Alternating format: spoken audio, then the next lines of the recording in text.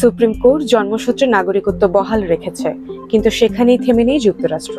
এবার সন্তানকে মার্কিন নাগরিক বানানোর উদ্দেশ্যে দেশটিতে ভ্রমণের প্রবণতার বিরুদ্ধে কঠোর বার্তা দিল বিচার বিভাগ। প্রেসিডেন্ট ডোনাল্ড ট্রাম্পের জন্মসূত্রে নাগরিকত্ব সীমিত করার নির্বাহী আদেশ সুপ্রিম কোর্ট বাতিল করলেও তথাকথিত বার্থ ট্যুরিজম ঠেকাতে কঠোর অবস্থান নিয়েছে মার্কিন বিচার বিভাগ।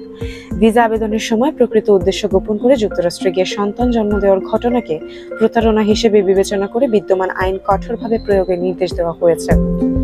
মঙ্গলবার বিচার বিভাগের জালিয়াতি দমন শাখার সহকারী attorney general Colin McDonald federal প্রসিকিউটরদের কাছে পাঠানো এক স্মারকে বলেন, যুক্তরাষ্ট্রের নাগরিকত্ব ব্যবস্থাকে প্রতারণার মাধ্যমে ব্যবহার করার যে কোনো প্রচেষ্টা তদন্ত বিচারের আওতায় আনতে হবে।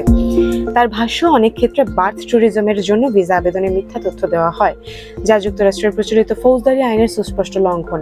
তাই এসব ঘটনার বিরুদ্ধে বিদ্যমান আইন কঠোরভাবে প্রয়োগের নির্দেশ দেওয়া হয়েছে। স্মারকে অতীতে পরিচালিত কয়েকটি মামলার উদাহরণও তুলে ধরা হয়েছে। বর্তমানে বার্থ ট্যুরিজমের মাধ্যমে বছরে কত শিশু জন্ম নিচ্ছে সে বিষয়ে যুক্তরাষ্ট্র সরকারের কোনো আনুষ্ঠানিক পরিসংখ্যান নেই। তবে অভিবাসন বিষয়ক গবেষণা প্রতিষ্ঠান মাইগ্রেশন পলিসি ইনস্টিটিউটের হিসাবে প্রতি বছর প্রায় 26,000 শিশুর জন্ম এই ধরনের ভ্রমণের সঙ্গে সম্পর্কিত হতে পারে। অন্যদিকে সেন্টার ফর ইমিগ্রেশন স্টাডিজের দাবি, পর্যটক ভিসায় আসা নারীদের কাছে বছরে প্রায় 33,000 শিশুর জন্ম হয়।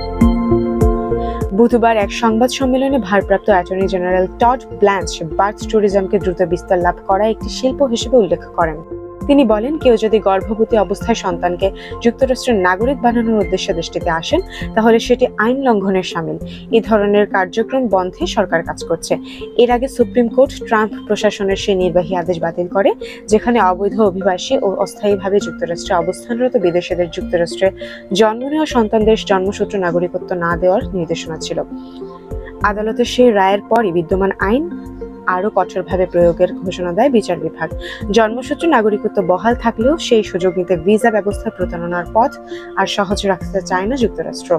সুপ্রিম কোর্টের রায়ের পর এবার আইন প্রয়োগেই কঠোর বার্তা দিল দেশটির বিচার বিভাগ।